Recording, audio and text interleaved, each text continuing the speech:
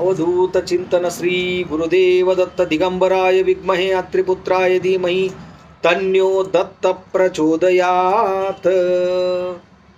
ಎಲ್ಲ ಸ್ವಾಮಿ ಸಮರ್ಥ ಭಕ್ತಾದಿಗಳು, ನಿಮ್ಮನೆ ಹುಡುಗ ಸಂತೋಷ್ ಪತಂಗೆ ಮಾಡುವ ನಮಸ್ಕಾರಗಳು.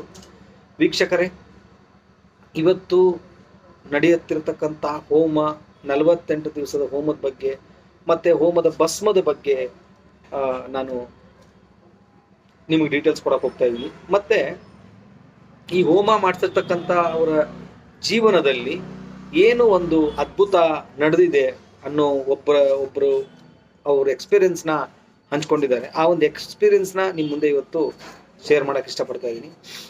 ಇವರು ಮೂಲತಃ ಬೀದರ್ನವರು. ಇವರ ಹೆಸರು ಹೇಳಲ್ಲ. ಸೊ ಕಾರಣ ಏನಪ್ಪ ಅಂತಂದರೆ, ಸಮಸ್ಯೆ ಏನೇ ಸ್ವಾಮಿ ಭಕ್ತಾದಿಗಳ ಒಂದು ಜೀವನದಲ್ಲಿ ಬಂದರೂ ಕೂಡ ಅದು ಮುಂದೆ ನಡೆಯುವಂತಹ ಒಂದು ಅವಘಡ ತಪ್ಪಿಸೋದಾಗಿರಲಿ ಅಥವಾ ಮತ್ತೊಂದು ಏನೇ ಇರಲಿ, ಅದು ಒಂದು ಸಬ್ಜೆಕ್ಟೇ ಮುಖ್ಯವಾಗಿರ್ತಕ್ಕಂತಹ ಸ್ವಾಮಿಯ ದಾರಿಯಲ್ಲಿರುತ್ತೆ. ಸೊ ಈ ಥರ ಒಂದು ಎಕ್ಸ್ಪೀರಿಯನ್ಸು ಇವರು ಬೀದರ್ ಸೇವಕರಿವರು. ಇವರು ನನಗೆ ಫೋನ್ ಮಾಡ್ತಾರೆ. ಅವರ ತಾಯಿ ವಿಚಾರದಲ್ಲಿ ಇದಕ್ಕಿಂತ ಮುಂಚೆ ಅವರು ಸುಮಾರು ಒಂದು 7 months 8 months ಬ್ಯಾಕ್ ಅವರು ಹೋಮದ ಪ್ರಸಾದವನ್ನು, ಅಂದರೆ ಹೋದ ವರ್ಷ ಆಗಿರ್ತಕ್ಕಂಥ ಹೋಮದ ಪ್ರಸಾದವನ್ನು ಅವರು ತರಿಸ್ಕೊಂಡಿರ್ತಾರೆ. ಕಾರಣ ಅವರ ತಾಯಿಯವರ ಹೆಲ್ತ್ ಇಶ್ಯೂಸು, ತುಂಬಾ ಪ್ರಾಬ್ಲಮ್ಮಲ್ಲಿ ಅವ್ರಿಗೆ ಹೆಲ್ತ್ ಇಶ್ಯೂಸ್ ಇರುತ್ತೆ. ತರಿಸ್ಕೊತಾರೆ. ಅದು ಪ್ರಸಾದ ಅವ್ರಿಗೆ ಮುಟ್ಟಿದ ಮೇಲೆ ವಿಲ್ ಬಿ ಸಕ್ಸಸ್ಫುಲ್. ತುಂಬ ಚೆನ್ನಾಗಿ ಅವ್ರಿಗೆ ಅದು ಗುಣಮುಖರಾಗ್ತಾರೆ. Everything is correct. ಬಟ್ ಇಲ್ಲಿ ನೆಕ್ಸ್ಟು ಅಂದರೆ ಈ ವರ್ಷ 2025 ಈ ವರ್ಷ ನಡೀತಾ ಇರ್ತಕ್ಕಂಥ ಹೋಮದಲ್ಲಿ ಅವರು ನನಗೆ ಫೋನ್ ಮಾಡ್ತಾರೆ. ಸಂತೋಷಣ, ಈ ಥರ ನನಗೆ ಒಂದು 11 days ನೀವು ಹೋಮವನ್ನು ಹಾಕಬೇಕು. ಓಕೆ, ಆಯಿತು, ಎಲ್ಲ ಫಿಕ್ಸ್ ಆಗುತ್ತೆ. ಹೋಮ ಹಾಕೋದು ಅಂತಲೂ ಡಿಸೈಡ್ ಆಗುತ್ತೆ. ಹೋಮ ಹಾಕಿದ್ದು ಡಿಸೈಡ್ ಆದಮೇಲೆ ಹೋಮನೂ ಸ್ಟಾರ್ಟ್ ಆಗುತ್ತೆ. ಅದರ ಪ್ರಕಾರ ಹೋಮ ಸ್ಟಾರ್ಟ್ ಆಗಿ 5 ದಿವಸಕ್ಕೆ ಅವ್ರಿಗೆ ಒಂದು ಕನಸು ಬೀಳುತ್ತೆ. ಏನಪ್ಪ ಕನಸು ಅಂದರೆ, ಫಸ್ಟು ಒಂದು ಅವ್ರು ರೋಡ್ ಮೇಲೆ ನಡ್ಕೊಂಡು ಹೋಗ್ತಾ ಇರ್ತಾರೆ. ಅವ್ರ ಕೈಯಲ್ಲಿ ಅರಿಶಿನ ಕುಂಕುಮದ ತಟ್ಟೆ ಇರುತ್ತೆ, ಅದು ಕೆಳಗಡೆ ಬೀಳುತ್ತೆ. ವಾಪಸ್ ಅವರು ಅದನ್ನು ಎತ್ಕೋತಾರೆ, ಮತ್ತೆ ಮುಂದೆ ನಡೀತಾರೆ. ಅಲ್ಲಿ ತಿರ್ಗಾ ಮತ್ತೆ ಇಸ್ ಅ ಡ್ರಾಪಿಂಗ್, ಮತ್ತೆ ಅದು ಕೆಳಗಡೆ ಬೀಳುತ್ತೆ. ಆವಾಗ ಒಬ್ಬ ಹೆಣ್ಮಗಳು ಬಂದು ಆ ಅರಿಶಿನ ಕುಂಕುಮನ ಎತ್ತಿ ಅವರಿಗೆ ಕೊಡ್ತಾರೆ. ಇದು ಅಲ್ಲಿಗೆ ಮುಗಿಯುತ್ತೆ. ನೆಕ್ಸ್ಟು ಮುಂದೆ ಹೋಗ್ತಾರೆ. ಮುಂದೆ ಹೋದ ಮೇಲೆ ಅಲ್ಲಿ ಕನಸಲ್ಲಿ ಒಂದು ಎಮ್ಮೆ ಬರುತ್ತೆ. ಎಮ್ಮೆಯ ನಂತರ ಒಂದು ಆನೆ ಬರುತ್ತೆ. ಆನೆಯ ನಂತರ 3 ಜನ ಈ ಋಷಿಗಳು ಅವ್ರಿಗೆ ಕನಸಲ್ಲಿ ಕಾಣಿಸ್ಕೋತಾರೆ ಅಂಥೇಳಿ ನನಗೆ ಅದನ್ನು ಅವರು ಹೇಳ್ತಾರೆ. ಸೊ ಇದು ಒಂದು ಕಾನ್ಸೆಪ್ಟ್. ಅಲ್ಲಿ ಎಷ್ಟು ಬ್ಯೂಟಿಫುಲ್ ಆಗಿದೆ ಅಂದರೆ, ಅದು ಅವ್ರು ಹೇಳಿರೋದು ಒಂದು ರೀತಿ, ಅದು 100% ಅದು ಅವರಿಗೆ ಮುಂದೆ ನಡೆಯುವಂಥ ದುರ್ಘಟನೆಯ ಮೂಲ ಕಾರಣ ಅದು. ಸೊ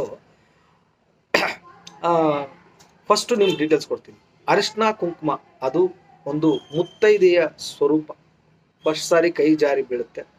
2ನೇ ಸಾರಿ ಬಿದ್ದಾಗ ಒಬ್ಬ ಹೆಣ್ಮಗಳು ಬಂದು ಆ ಅರಿಶಿಣದ ಕುಂಕುಮವನ್ನು, ಅರಿಶಿನ ಕುಂಕುಮ ಎರಡೂ ಕೂಡ ಎತ್ತಿ ಅವರ ಒಂದು ಮಡಲಿಗೆ ಹಾಕ್ತಾರೆ. ಅಂದರೆ ಇದರ ಅರ್ಥ, ಸ್ವಾಮಿ ಮಹಾರಾಜರೇ ಬಂದು ಆ ಒಂದು ತಾಯಿಯ ರೂಪದಲ್ಲಿ, ಅಂದರೆ ಆ ಸ್ವಾಮಿ ಸಮರ್ಥರವರು ಇರೋದು ತಾಯಿ ರೂಪದಲ್ಲೇ, ಅವರು ಎತ್ತಿ ಆ ಒಂದು ಅವರ ಒಂದು ಮಡ್ಲಿಗೆ ಹಾಕ್ತಾರೆ. ಅಂದರೆ ನಿನ್ನ ಮಾಂಗಲ್ಯ ಭಾಗ್ಯವನ್ನ ನಾನು ಕಾಪಾಡ್ತೇನೆ, ಇದ್ರದ್ದು ಅರ್ಥ ಇದು. ಓಕೆ, ನಿನಗೇನು ಒಂದು ಕುಂಕುಮದ ಸೌಭಾಗ್ಯ ಇದೆಯಲ್ಲ, ಅದನ್ನು ನಾನು ಕಾಪಾಡ್ತೀನಿ ಅಂತ ಮಾತು ಕೊಟ್ಟಂಗೆ. ಅಂದರೆ ಅವರ ಸೇವೆ, ಅವರ ಪಾಪ ಎಷ್ಟೋ ಕಷ್ಟ ದುಃಖ ಸಂಕಟ ನೋವು ಇದ್ರೂ ಕೂಡ ಅವರು ಸ್ವಾಮಿನ ನಂಬಿ ಸೇವೆ ಮಾಡಿ ಹೋಮದ ಕೂಡ ಮಾಡಿಸ್ತಾ ಇದ್ದಾರೆ. ಇನ್ನೊಂದು ಇದು ಅರಿಶಿನ ಕುಂಕುಮದ್ದು ಮುಗಿತು. ನೆಕ್ಸ್ಟು ಬರುವಂತಹದ್ದು ಎಮ್ಮೆ. ಎಮ್ಮೆಯ ಆಕಳ ಬಂದರೆ ನಡೆಯುತ್ತೆ ಕನಸಲ್ಲಿ. ಎಮ್ಮೆ 100% ಅದು ಬರಬಾರ್ದು. It is very most dangerous. ಅದು ಎಮ್ಮೆ ಯಾರ ವಾಹನ? ಕಾಲನ ವಾಹನ. ಅಂದರೆ ಎಮ್ಮೆ ಯಮನ ವಾಹನ. ಅಂದರೆ ಅದರ ಅರ್ಥ ಏನಪ್ಪ ಅಂತಂದರೆ, ಒಂದು ಸಾವು ಅನ್ನೋ ಒಂದು ಮುನ್ಸೂಚನೆಯ ಸಂಕೇತ ಎಮ್ಮೆ. ಅದ್ರ ಮುಂದೆ ನೆಕ್ಸ್ಟ್ ಮುಂದೆ ನಿಂತಿರೋದು ಆನೆ.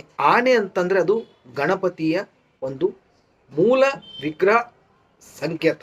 ಅಂದ್ರೆ ನಿನಗೆ ಕಾಲನಿಂದ ಬಂದಿರತಕ್ಕಂತಹ ಈ ಈ ಒಂದು ಸಮಸ್ಯೆಗೆ ನಾನು ಸರ್ವ ವಿಘ್ನಗಳನ್ನ ತೆಗೆದು ಹಾಕಿ ನಾನು ನಿನ್ನ ಕಾಪಾಡ್ತೀನಿ ಅನ್ನೋ ಅರ್ಥನೇ ಎರಡನೆಯ ಅರ್ಥ. ಇನ್ನು ಮೂರನೇದು, 3 ಜನ ಒಬ್ರು ಗುರುಗಳು ಅಂದ್ರೆ ಋಷಿ ಮುನಿಗಳು ಹೋಗ್ತಾ ಇದ್ದಾರೆ. ಅಂದ್ರೆ ಬ್ರಹ್ಮ, ವಿಷ್ಣು, ಮಹೇಶ್ವರ. ಅಂದ್ರೆ ಬ್ರಹ್ಮಾದಿ ಅಖಿಲಾಂಡ ಕೋಟಿ ಬ್ರಹ್ಮಾಂಡ ನಾಯಕ ದತ್ತ ಮಹಾರಾಜರೇ ಅಲ್ಲಿ ದರ್ಶನ ಕೊಟ್ಟನಿ. ಅಂದ್ರೆ ಇದರ ಟೋಟಲ್ ಅರ್ಥ, ನೀನು ನನ್ನ ಸೇವೆನೂ ಮಾಡು, ದತ್ತ ಮಹಾರಾಜರ ಸೇವೆನೂ ಮಾಡು ಅಂಥೇಳಿ ಅವರು ಇದನ್ನೆಲ್ಲ ಡೀಟೇಲ್ಸ್ ನನಗೆ ಕೊಟ್ಟು ನಮ್ಮ ಒಂದು ಸ್ವಾಮಿ ಮಹಾರಾಜರ ಒಂದು ಸನ್ನಿಧಾನದಲ್ಲಿ ಒಂದು ಪ್ರಶ್ನೆ ಹಾಕಿಸ್ತಾರೆ. ಪ್ರಶ್ನೆಯಲ್ಲಿ ಬಂದಿರತಕ್ಕಂಥ ಉತ್ತರ ಇಟ್ಸ್ ಅಲ್ಟಿಮೇಟ್ ಅದ್ಭುತ.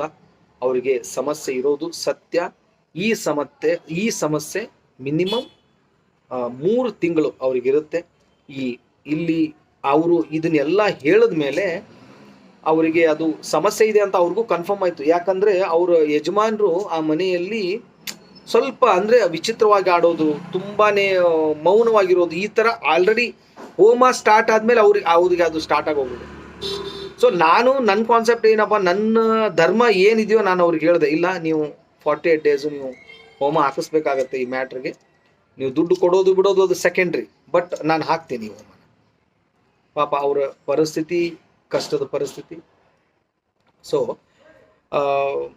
ಒಪ್ಕೊಂಡಾದ್ಮೇಲೆ ಅದಕ್ಕೆ ಸಮಯ ತಗೊಂಡ್ರು. ಹೋಮ ಇವಾಗ ಕಂಟಿನ್ಯೂಸ್ ಇದೆ. ಬಟ್ ನಾನು ಏನು ಹೇಳ್ತಾ ಇದ್ದೀನಿ ಅಂದರೆ 3 ತಿಂಗಳು ಈ ಹೋಮದ ಪ್ರಸಾದ 48 ಡೇಸ್ ಆದಮೇಲೆ ಅವ್ರ ಮನೆಗೆ ಹೋಗುತ್ತೆ.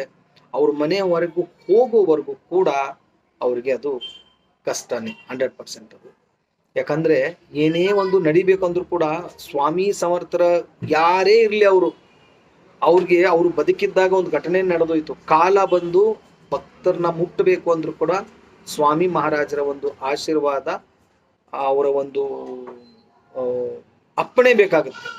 ಕಾಲ ಬಂದು ಮುಟ್ಟಬೇಕು ಅಂದ್ರೆ, ಯಮ ಬಂದು ಸ್ವಾಮಿ ಮಹಾರಾಜರ ಭಕ್ತಾದಿಗಳನ್ನ ಮುಟ್ಟಬೇಕು ಅಂದ್ರೂ ಕೂಡ ಅದಕ್ಕೆ ಮಹಾರಾಜರ ಅಪ್ಪಣೆ ಬೇಕಾಗುತ್ತೆ. ಇದು ಎಷ್ಟೋ ಜೀವನದಲ್ಲಿ ನಡೆದೋಗ್ಬಿಟ್ಟಿದೆ. ಎಷ್ಟೋ ಜನ ಹಾಸ್ಪಿಟ್ಲಲ್ಲಿ ಅಡ್ಮಿಟ್ ಆಗಿ ಸಾಯುವ ಪರಿಸ್ಥಿತಿಯಲ್ಲಿ ಇದ್ದಾಗಲೂ ಕೂಡ ಸ್ವಾಮಿ ಮಹಾರಾಜರ ಕೃಪಾಶೀರ್ವಾದದಿಂದ ಬದುಕಿ ಬಂದಿರತಕ್ಕಂಥ ಘಟನೆಗಳು ನನ್ನ ಜೀವನದಲ್ಲಿ ನಾನು ಜೀವಂತ ಜ್ವಲಂತ ಸಾಕ್ಷಿ ನಿಮ್ಮ ಮುಂದೆನಿದೆ. ಸೊ 2 ತಿಂಗಳಲ್ಲಿ ಹಾಸ್ಪಿಟ್ಲಲ್ಲಿ ನಾನು ಮಲಗಿದಾಗ ಕೂಡ ನಾನು ಮಾಡಿರ್ತಕ್ಕಂಥ ಒಂದು ಕೆಲಸ ಸ್ವಾಮಿಯ ಸೇವೆ.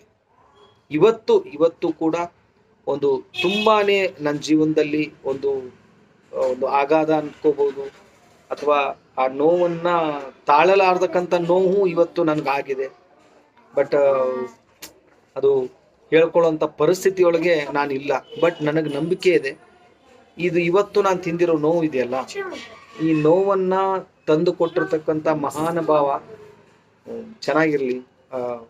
ಯಾಕಂದ್ರೆ ನಮ್ಮ ಕಣ್ಣಲ್ಲಿ ನೀರು ಬಂದ್ರೆ ಮಹಾರಾಜರಿಗೆ ಸಹಿಸ್ಕೊಳಕ್ಕಾಗಲ್ಲ. ಅಂದ್ರೆ ನಮ್ಮನ್ನ ಮಕ್ಕಳ ತರ ಟ್ರೀಟ್ ಮಾಡ್ತಾರೆ ಅವರು. ಸೊ ಇವತ್ತು ಕೂಡ ನನ್ನ ಜೀವನದಲ್ಲಿ ಮರೆಯಲಾರದ ದಿನ ಇವತ್ತು. ಏನೋ ಒಂದು ಮಾನಸಿಕವಾಗಿ ತುಂಬಾನೇ ಒಂದು ನೋವನ್ನ ಇವತ್ತು ನಾನು ಅನುಭವಿಸಿದ್ದೀನಿ. ನನ್ನ ಪೂರ್ವಾಪರ, ಅದು ಏನು ಮಾಡೋಕ್ಕಾಗಲ್ಲ ಅಲ್ಲಿ. ಬಟ್ ಒಂದು ಜೀವನದಲ್ಲಿ ಎಲ್ಲವೂ ಒಂದು ಪಾಠ. ತುಂಬಾನೇ ನೆಗೆಟಿವ್ ಆಗಿ ನಾನು ಕೂಡ ಇಷ್ಟು ಎಕ್ಸ್ಪೀರಿಯನ್ಸ್ ಇದ್ರು ಕೂಡ ನಾನು ಕೂಡ ಅಷ್ಟೇ ಒಂದು ನೋವನ್ನ ಇವತ್ತು ರಿಯಲಿ ನಾನು ಅನ್ಕೊಳ್ತಾ ಇದ್ದೆ ಏನಂದ್ರೆ, ನಾನು ಮಹಾರಾಜರ ಸೇವೆ ಮಾಡ್ತೀನಪ್ಪ, ಮಹಾರಾಜರು ನಂಗೆ ಚೆನ್ನಾಗಿರ್ತಾರೆ. ನಾನು ಕೂಡ ಆ ನೋವನ್ನು ಇವತ್ತು ಆ ನೋವು ಅನುಭವಿಸುವಾಗ ತುಂಬಾ ಬೇಜಾರಾಗತ್ತೆ ರೀ.